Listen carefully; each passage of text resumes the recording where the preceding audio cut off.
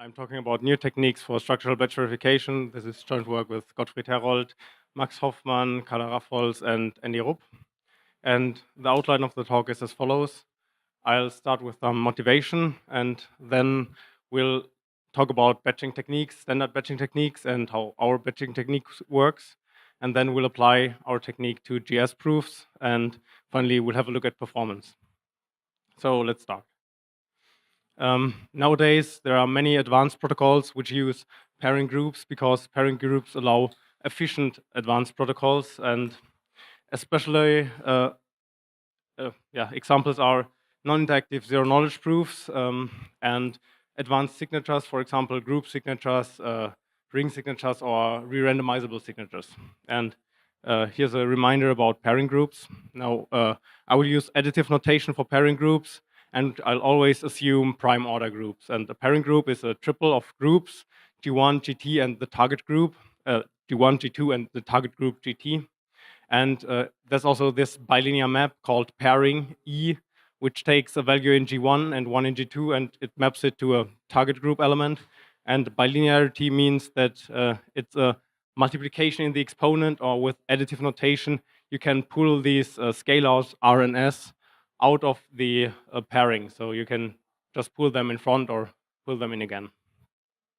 So let's continue with our motivation. These primitives, zero-knowledge proofs and signatures have verification steps, and typically most pairings arise in these verification steps. And pairings are expensive, and also that the verification consists of many equations makes this even more expensive. But there's already a technique to improve this, which is called batch verification. And you can roughly think of batch verification as a technique to verify multiple equations at once, just like you use your hole puncher. You don't punch each paper individually, you make a batch and then do it once. So our prime motivation were Grotzer high proofs, or short GS proofs, and those are efficient non-inductive zero-knowledge proofs of knowledge of pairing of solutions, or satisfiability of pairing equations. Now, here's the general form of a pairing equation. So we have split the pairings to the left and the target group element to the right, and these AI, BI, and T can also be expressions in the group. So, and everything equivalent to such an equation is called a pairing equation. And non-interactive zero-knowledge proofs are, well, zero-knowledge proofs allow a prover to prove to a verifier that he knows some secret without giving anything away about this secret. So I can prove to you that I know a solution to a system of pairing equations without telling you anything about that solution. And this is quite useful for anonymity purposes. So I can prove to you that I know a signature on some message without telling you the signature. And this can be used to construct, for example, eCache and similar schemes. Tomorrow is a talk on BBA+, which is an anonymous point collection scheme. And one can construct anonymous credentials and many more schemes, for example, voting schemes, and so on. And there's one problem with GS proofs. They are efficient, but there's still a blow-up of about a factor of 4. And also, one has 4 times the number of equations, and also this constant plus 16 pairings for one proof. And if you imagine a lot of equations, this adds up. So this was one of our prime motivations to improve verification. And here's a slide on implicit notation. So I've seen it a few times already, so I go over this quickly.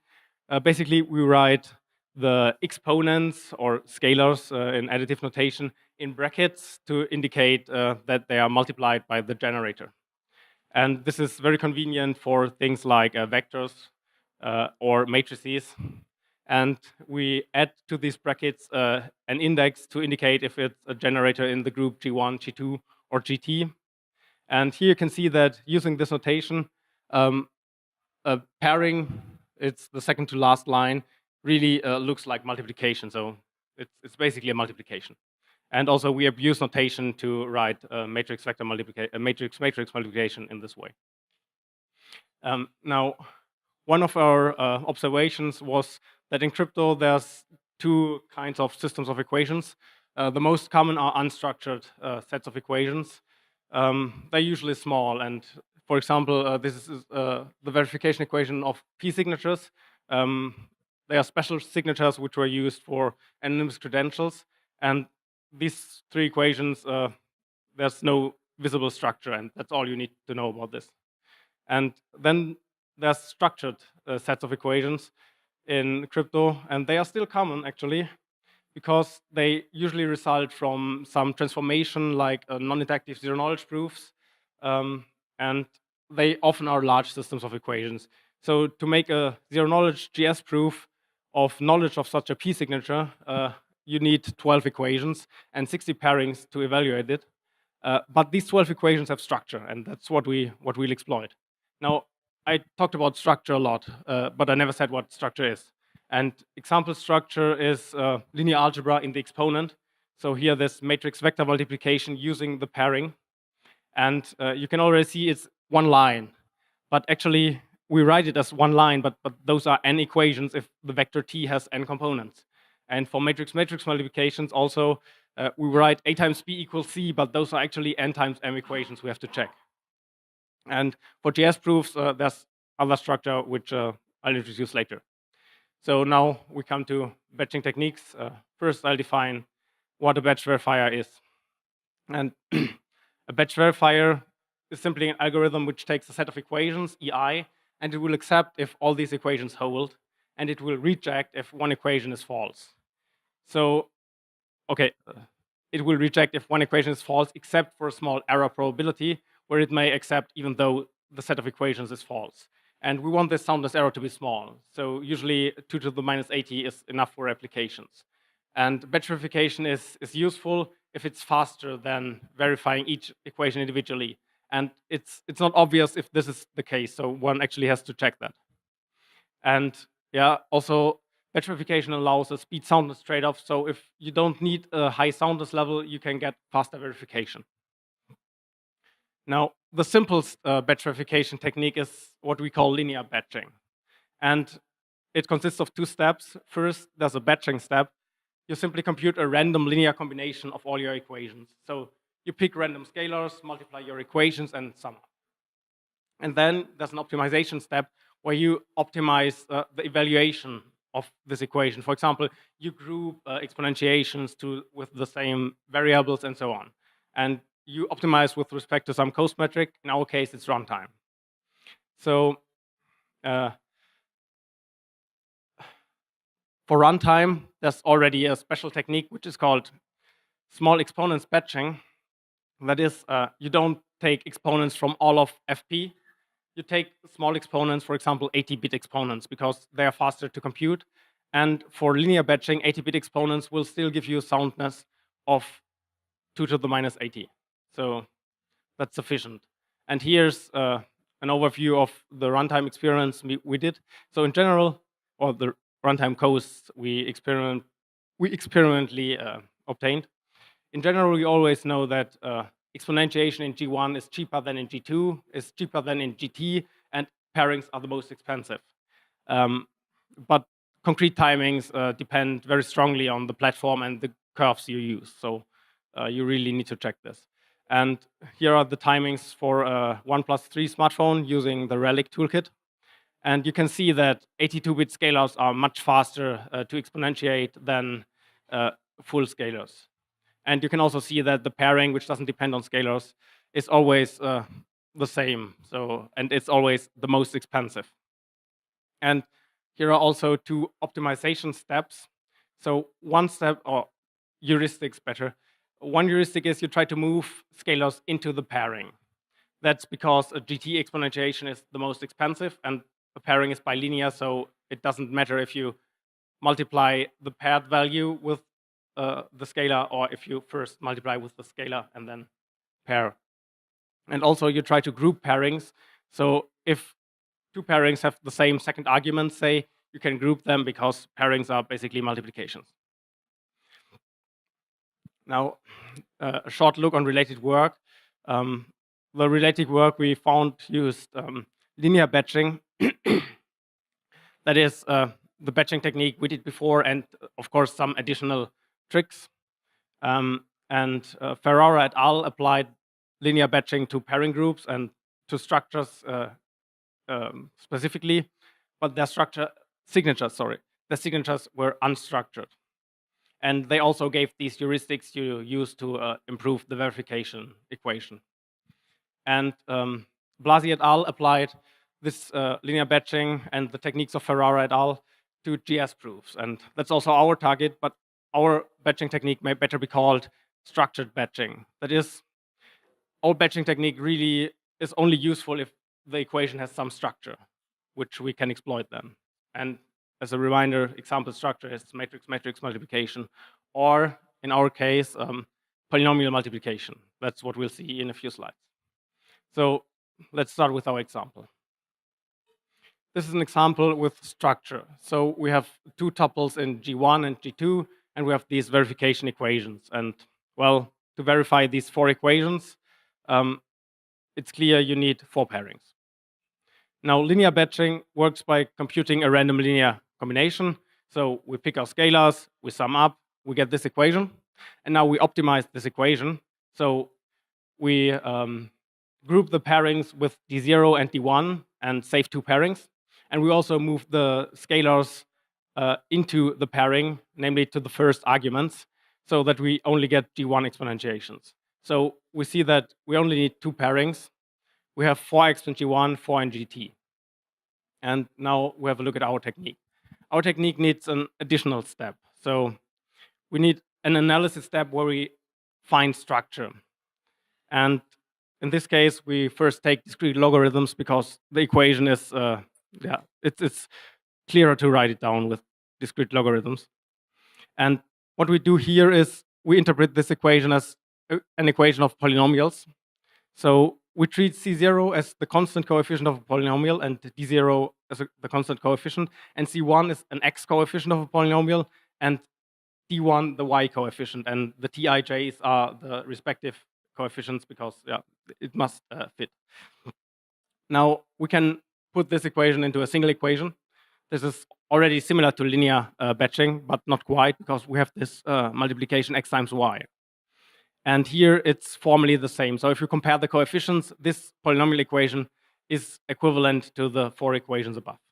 But in this polynomial equation, we can see structure in the sense that the left-hand side is actually a product of 2 polynomials. And the fact that the left-hand side is a product will be useful later on. And actually, in practice, you'll probably find it the other way around. So you know this structure and then exploit it. So for polynomials, there's already a technique to test if they are equal, which is polynomial identity testing. And the goal is actually, or in general, to test if a polynomial is the 0 polynomial. Of course, this is easily converted by left-hand side minus right-hand side and checking if this is 0. And the technique is very simple. You simply evaluate the polynomial at a random point. And if the polynomial is not the 0 polynomial, it's very unlikely that an evaluation at a random point will be 0. Well, the lemma of Schwarz-Zippel tells us exactly how unlikely it is. So it depends on the degree of f. Namely, the soundness error of this test is the degree of f divided by the set size where we take the coefficients for our random point from. So what we do now is we basically do all of this in the exponent, which fortunately is simply adding brackets. So we write c of x in brackets 1 to denote the polynomial in the exponent for c, and we do the same for d, we do the same for t. Now, here comes the important point. This multiplication we had before can now be interpreted as a polynomially induced bilinear map. We have now a new bilinear map which takes these 2 tuples, c and d, and interprets them as polynomials and then multiplies them. And this is basically, this is the structure we will exploit.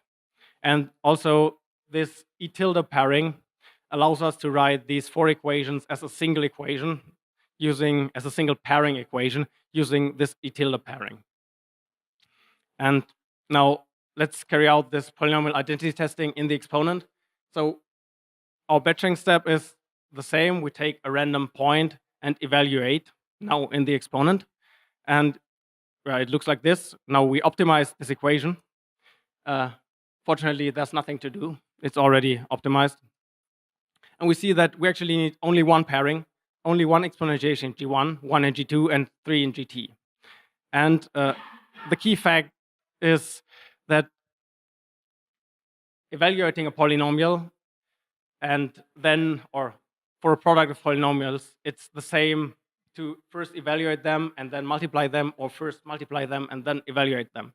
And in our notation, using this E tilde and E pairing, it's basically E of the evaluations is the same as E tilde of the polynomials and then evaluated. And that's the trick which reduces these 4 pairings to 1 pairing. And here's a timing comparison. And as you can see, on the right-hand side, the timings for linear batching is actually worse than naive batching. The reason is that these GT exponentiations are so expensive, and we need 4 of them. And our batching is luckily, it's faster than naive batching. But a more realistic case is actually where we ignore the GT exponentiations, or usually they are not dominant, so they don't have such an influence. And in that case, we see that linear batching really is an improvement, and our batching is even faster. And the example where these GT terms don't matter or don't matter much are GS proofs. And okay, I'll skip that slide. And now let's have a look at the application of our technique to GS proofs. So GS proofs are, as I said before, non-interactive zero-knowledge proofs for satisfiability of pairing equations. I have put here a slightly different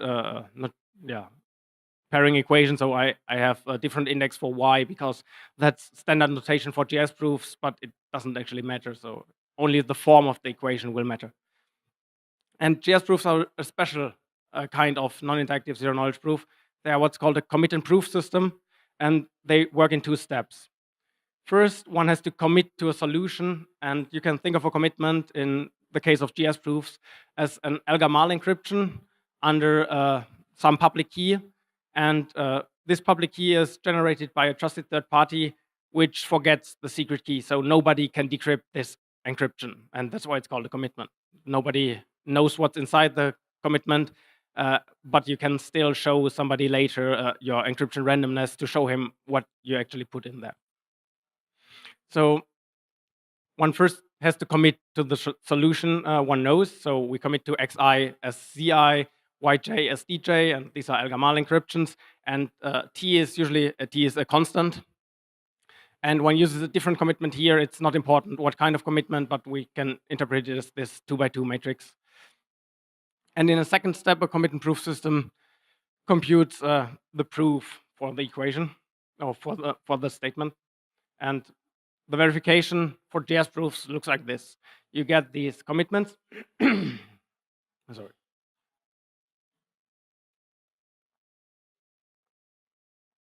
So you get these commitments, and you also get proof terms.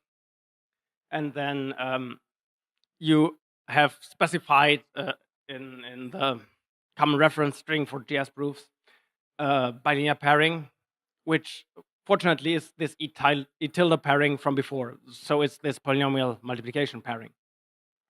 And the GS verification equation is basically the same as the original equation, which is here. So it's basically the same, except that you replace E by E tilde, you replace the variables by their commitments, and you replace and you get these proof terms on the right-hand side. Now, how does batching look like using our technique? We have this equation, and then we first need this analysis step. In the analysis step, we need a polynomial interpretation of E tilde, but we already know one. We simply took the one from before. And now we have to evaluate this equation at a random point. And here we introduce intermediate variables.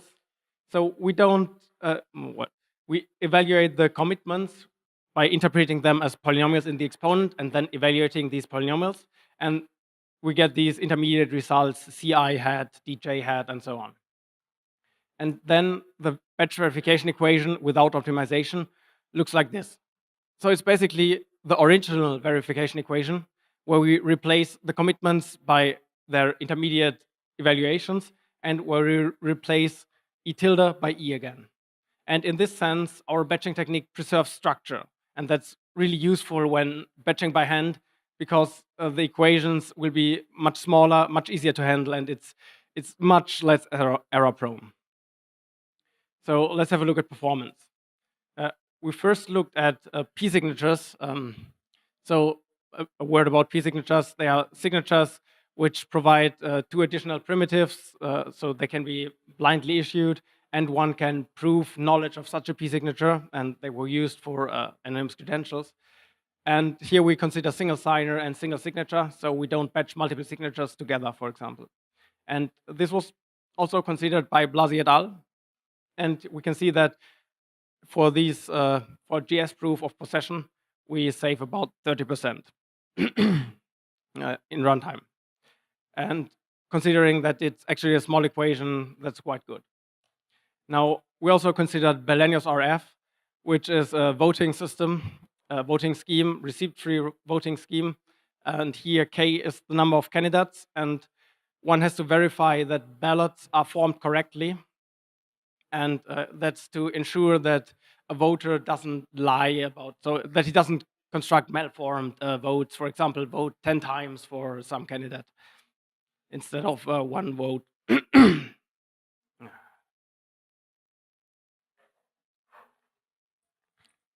And the system of equations is rather large. And Chaidos et al. Batched this system, and they got down to 4K plus 140 pairings. And we also batched this equation, and we got down to K plus 7 pairings, which is quite a difference. It's savings of about 90%, so it's about 10 times faster. And there's a bit of a catch, because one can use different proof systems here, different batching techniques, one can combine things and so on. So details are in the paper. Now, let me summarize. Our batching technique is basically polynomial identity testing in the exponent, but we need some extra structure which we can exploit for this technique to be faster than standard linear batching. So this special structure is this E tilde pairing. We have to express the equations we want to verify using this E tilde pairing. And also, when expressed using this E tilde pairing, our technique preserves the structure of equations. So it basically replaces the E tilde pairing by E. And this makes it much easier to apply by hand. It's less error, but I already said that, right? And interesting future work includes automating this batching, because GS proofs are used everywhere. And there's also another interesting topic, which is automating finding the structure, because all the examples we considered, we actually knew there was structure from the beginning, and it wasn't the case that we looked at some system of equations and found, oh, there's a polynomial structure which we didn't know about. But we don't know how to automatically find structure. Okay, thank you.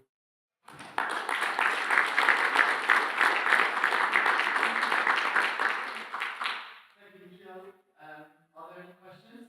If so, make your way to the microphone. Meanwhile, I do it for myself.